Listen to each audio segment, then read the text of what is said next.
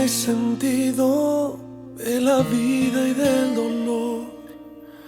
La cruz me da destino. Hola a todos, Dios les bendiga. Damos gracias a Dios por tener una nueva oportunidad de escuchar la palabra del Señor, sabiendo de que Él nos habla en todo momento. Te envío un gran abrazo virtual ahí a todos los que están al otro lado de la pantalla, sabiendo de que Él nos va a hablar en gran manera en esta ocasión. Sin lugar a dudas que la pandemia ha generado un montón de cambios en diferentes áreas de nuestra vida. Nos ha afectado de alguna u otra manera en diferentes contextos y cosas que a lo mejor hacíamos tan cotidianamente hoy día se realizan de una manera distinta a raíz de lo que estamos viviendo en el contexto sanitario. Y lógicamente también la iglesia no ha quedado exenta de aquello. Llevamos ya más de un año más o menos acá en nuestro país viviendo este proceso. Hemos tenido que cambiar la forma de relacionarnos, que cambiar la forma también de ser iglesia. Hemos pasado por diferentes momentos, ¿cierto? Hemos pasado por diferentes etapas, aprendiendo herramientas, desarrollando estrategias que permitan cumplir con la labor a la cual el Señor nos ha encomendado en el contexto en el cual hoy día nos desarrollamos. Ha sido básicamente un aprender haciendo, y no hablo solo de nuestra congregación, sino en general, de la iglesia a nivel mundial. En diferentes lugares hemos tenido que mirar nuestras prácticas y tener que adaptarlas al contexto actual. Sin duda, un gran desafío en el cual más que nunca nos hemos tenido que preguntar lo siguiente: ¿qué es lo que realmente importa? Si tuviéramos que sacar todo y solo dejar lo fundamental, ¿qué dejas? Por ejemplo, si pensamos en las cosas que hacíamos presencialmente, cuando nos juntábamos, cuando nos reuníamos, ¿qué elementos de todo lo que hacíamos podríamos considerar como algo fundamental? Algo inamovible, algo que cuando podamos volver, sin duda va a estar también ahí presente. Todas estas preguntas tienen que ver con la necesidad de estar constantemente volviendo a lo básico. A veces pensamos que volver a lo básico se limita a ciertas formas, a ciertas tradiciones, a la vestimenta quizás, o a la música. No obstante, muchas veces nos centramos más en las formas que en el fondo. Esta manera de pensar nos remonta más o menos al inicio de la Reforma, es decir, siglo XVI, unos 1500 años después de Cristo, lo cual sería claramente un error. Deberíamos irnos mucho más atrás. Volver a lo fundamental es volver a la cruz de Jesucristo. Te invito a reflexionar. ¿Alguna vez te ha pasado algo que en un comienzo parecía ser muy negativo, pero después terminó siendo de bendición? Y que terminamos incluso dando gracias a Dios por todo lo vivido. Piensa en aquello que a lo mejor al comienzo era un poco negativo o muy negativo, pero terminó siendo de bendición. Pueden haber muchas situaciones. Enfermedades, por ejemplo, que pueden ser muy difíciles en algún momento, pero que permiten quizás a esa persona que la está padeciendo tener un encuentro con Cristo.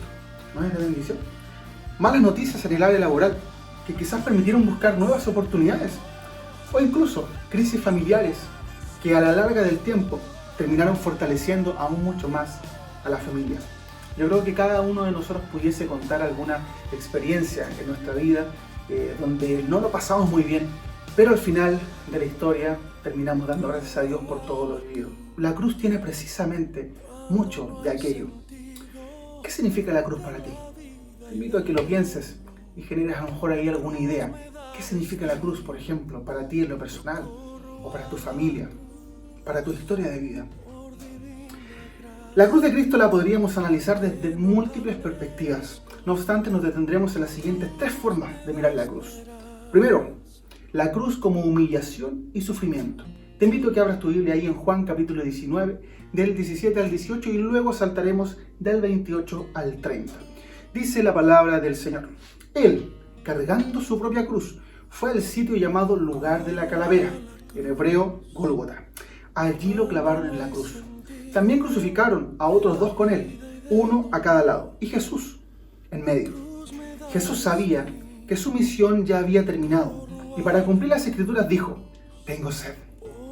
Había allí una vasija de vino agrio, así que mojaron una esponja en el vino, lo pusieron en una rama de hisopo y lo acercaron a los labios de Jesús. Después de probar el vino, Jesús dijo: todo está cumplido, consumado es. Entonces inclinó la cabeza y entregó su espíritu. El pasaje nos habla acerca de la crucifixión de Jesús. Podemos ver básicamente una fotografía de Jesús al centro, crucificado entre dos ladrones, y luego sus palabras finales diciendo consumado es decir, todo se ha cumplido. El concepto consumado es una acción o proceso completamente realizado. Dar cumplimiento a un acto jurídico, especialmente un contrato, otra de las acepciones. En el caso de Jesús, ya se había cumplido el propósito que el Padre tenía con su Hijo. Jesús fue crucificado. Esta es una frase que los cristianos escuchamos a menudo y en torno a lo cual estamos constantemente reflexionando en nuestras reuniones o ahora en nuestras conexiones, ¿cierto? Sin ir más lejos, una vez al año en Semana Santa, normalmente la mayoría de las personas recuerda este momento, se generan diferentes instancias, actividades en torno a la muerte de Jesús y la crucifixión de Él. Hay procesos de recogimiento que le llaman y tradiciones que recuerdan la pasión y muerte de Jesús. De hecho, en esa fecha podemos ver series, películas que en la televisión están constantemente recordando aquel momento. Algunas con mayor o menor asidero tratan de retratar este episodio que marcó la humanidad. No obstante, no siempre contextualizamos tal cual como fue ese episodio de la muerte de Jesús, y no cualquier muerte, una muerte en la cruz. Necesitamos ahondar un poco más en las causas, la forma en que se llevó todo, y cómo ese episodio generó mucha controversia en la época, en los tiempos de Jesús. Puede ser por el hecho de que a lo mejor estamos acostumbrados a hablar de esto y se hace natural, lo naturalizamos hablar de la muerte de Jesús, porque evidentemente es de lo cual hablamos a diario. Sin embargo, no le tomamos el peso a lo que significó realmente ese episodio que marcó nuestras vidas. Jesús fue crucificado, sometido a un juicio, condenado a muerte, la pena capital. Si tuviéramos que contextualizar entonces este hecho, debiéramos hablar que fue una crónica roja. El gobierno de la época lo condena, lo tortura, porque esos fueron los latigazos, fue una tortura, lo llevan a la muerte por un delito. Esa noticia me imagino que fue conocida en todos lados en los tiempos de Jesús. Ahora, ese delito también tiene una singularidad importante, ya que Jesús no lo estaban condenando por sus actos, no lo estaban condenando por nada de lo que había hecho, sino por su identidad. Es decir, el problema no era algo que Jesús había hecho, sino lo que todos decían que Él era y que luego Él mismo también confirmó. ¿Por qué condenan a Jesús entonces? Vamos a ir un poco más atrás a la historia antes de la crucifixión de Jesús, ahí en Juan capítulo 18 del 33 al 37. Dice la palabra del Señor. Entonces Pilato volvió a entrar en su residencia y pidió que le trajeran a Jesús. ¿Eres tú el rey de los judíos?, le preguntó. Jesús contestó, ¿lo preguntas por tu propia cuenta o porque otros te hablaron de mí? ¿Acaso yo soy judío?, replicó Pilato. Tu propio pueblo y sus principales sacerdotes te trajeron a mí para que yo te juzgue. ¿Por qué? ¿Qué has hecho? Jesús contestó, mi reino no es un reino terrenal. Si lo fuera, mis seguidores lucharían para impedir que yo sea entregado a los líderes judíos, pero mi reino no es de este mundo. Pilato le dijo, ¿entonces eres un rey? Tú dices que soy un rey. Contestó Jesús, en realidad yo nací y vine al mundo para dar testimonio de la verdad. Todos los que aman la verdad reconocen que lo que digo es cierto. Tú dices, ¿quién soy yo? A Jesús se le acusaba de decir que Él era el rey de los judíos, el Mesías prometido.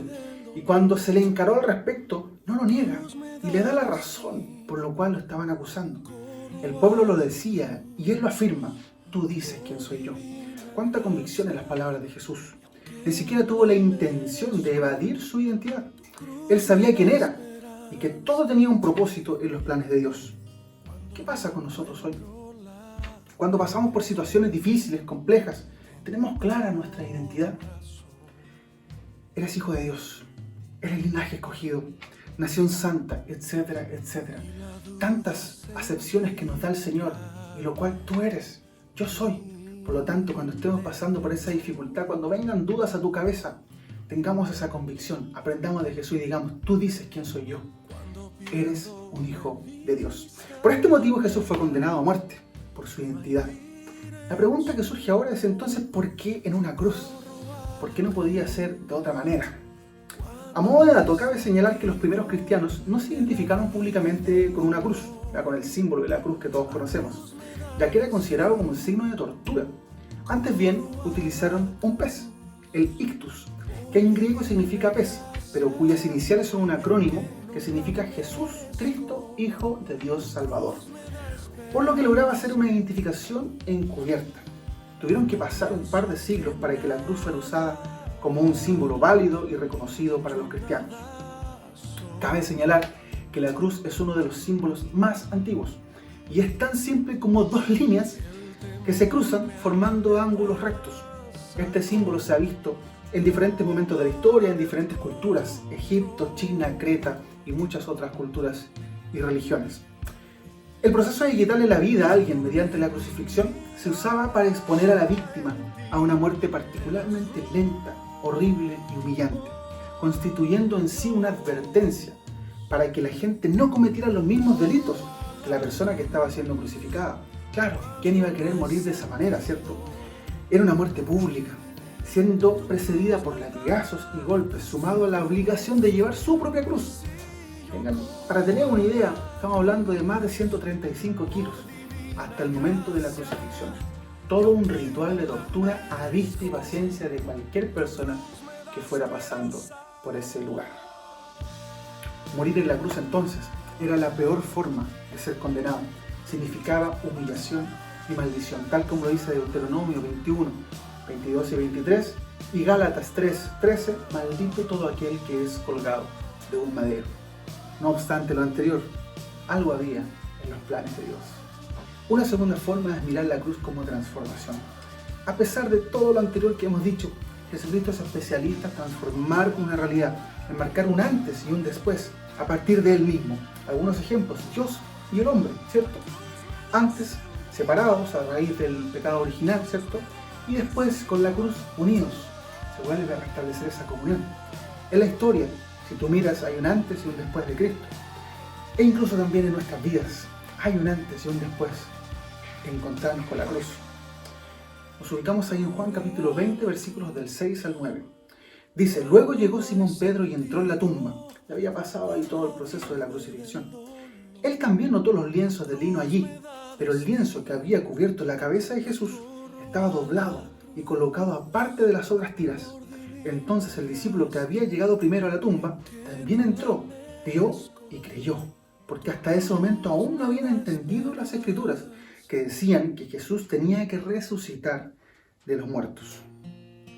La historia no queda simplemente en la muerte de Jesús, sino que Él resucita, vence a la muerte y transforma de una u otra manera el significado de la cruz. Resulta interesante ver que su resurrección tiene lugar al tercer día. Jesucristo podría haber vencido la muerte de inmediato, en el mismo momento, estando en la cruz. Sería algo un poco más hollywoodense, podemos decirlo, ¿cierto? Uno se podría imaginar que con su poder Jesucristo podría haber hecho cualquier cosa en ese minuto y haber impactado a todas las personas que estaban presentes. Imagínense bajándose de la cruz con los otros dos ladrones al lado, etcétera, y etcétera. Pero esto sucede al tercer día, lo cual también generaba controversia en el pueblo judío. Tenía un simbolismo ahí que sería interesante poder analizar en alguna otra ocasión, y que nos habla entonces además de la necesidad que tenemos de entender los tiempos de Dios y sus procesos. ¿Cómo habrán estado los discípulos en esos 3 días? Puede haber frustración quizás, algunos dudando, algunos quizás también confiando en que Él podía hacer algo. Sin duda pueden haber muchas reacciones, y de la misma manera Dios también quiere tener un tercer día contigo. En esa situación, en esa aflicción, donde pareciera que ya no hay nada más que hacer, también Dios se puede glorificar. Miremos la cruz, no solamente como sufrimiento, sino también como transformación. Jesús se expone a su momento de máxima debilidad para manifestar el momento máximo del poder de Dios. Tal como señala en 2 Corintios 13, versículo 4, aunque fue crucificado en debilidad, ahora vive por el poder de Dios. Nosotros también somos débiles, al igual que Cristo lo fue, pero cuando tratemos con ustedes, estaremos vivos con Él y tendremos el poder de Dios. Jesús fue crucificado en debilidad, pero en ese preciso momento comienza el proceso de su victoria. Ante los ojos de los hombres fue una derrota en ese momento. El profeta del cual todos hablaban, el Mesías, el supuesto Mesías, ha muerto. Sin embargo, ante los ojos de Dios, el plan divino se cumplía. Consumado es. Y comenzaba poco a poco a experimentarse una victoria sin precedentes en la historia. Finalmente, y como tercer punto, la cruz como victoria. Colosenses 2, versículos del 12 al 15 dice: pues ustedes fueron sepultados con Cristo cuando se bautizaron, y con Él también fueron resucitados para vivir una vida nueva, debido a que confiaron en el gran poder de Dios, quien levantó a Cristo de los muertos. Ustedes estaban muertos a causa de sus pecados, y porque aún no les habían quitado la naturaleza pecaminosa. Entonces Dios les dio vida con Cristo. Al perdonar todos nuestros pecados, Él anuló el acta con los cargos que habían contra nosotros y la eliminó clavándola en la cruz.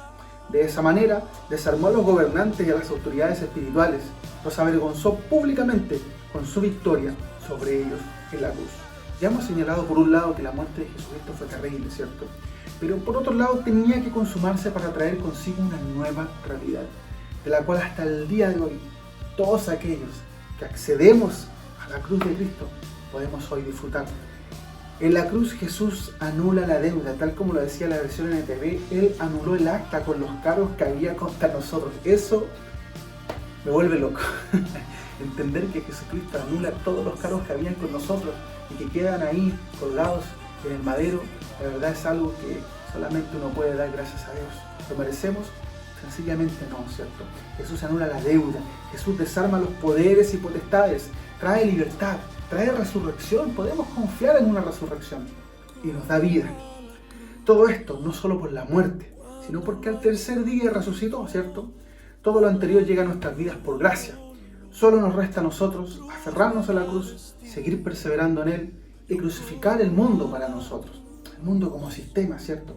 Y así vivir una vida completa de la mano de Jesús. Marcos 8, versículos 34 al 35 dice: Entonces llamó a la multitud y a sus discípulos. Si alguien quiere ser mi discípulo, les dijo, que se niegue a sí mismo, lleve su cruz y me siga. Porque el que quiere salvar su vida, la perderá. Pero el que pierda su vida por mi causa y por el Evangelio, la salvará. Este es el desafío que Dios nos hace hoy. Tomar nuestra cruz, negar nuestro yo, nuestra carne, nuestros deseos, crucificar nuestra naturaleza y dejar que Él viva en nosotros.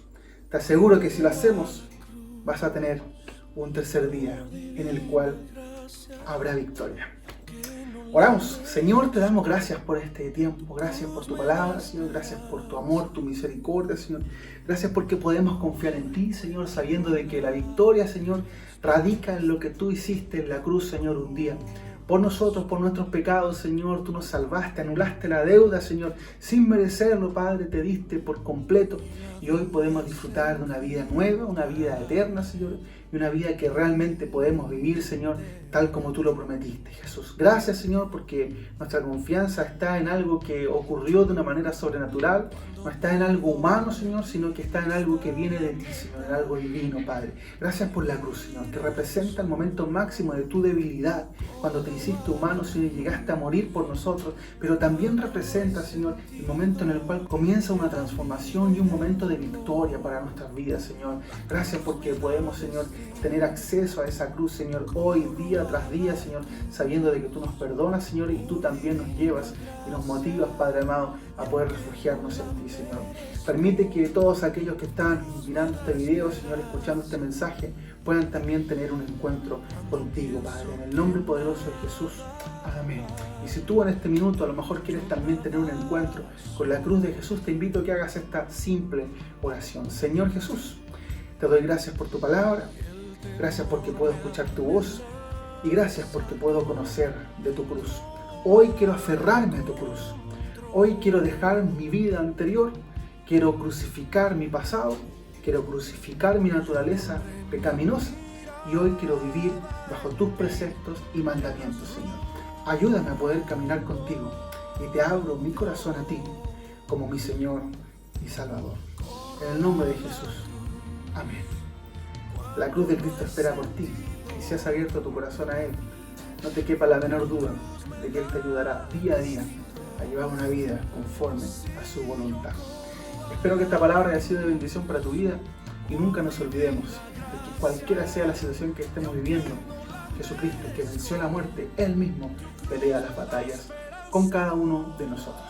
Un gran abrazo y Dios te bendiga. Corro a la cruz cuando no hay sentido, de la vida y del dolor. La cruz me da destino. Yo corro a la cruz por divina gracia, y aunque no la merezco, tu cruz me da esperanza.